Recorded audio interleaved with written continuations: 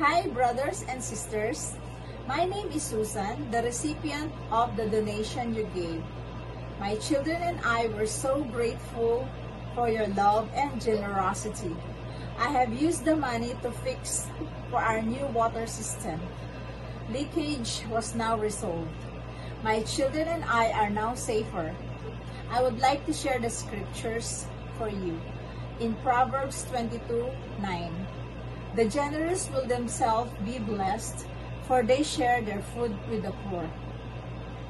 May our good Lord abundantly and continuously bless you. Again, thank you very, very much for your love and support.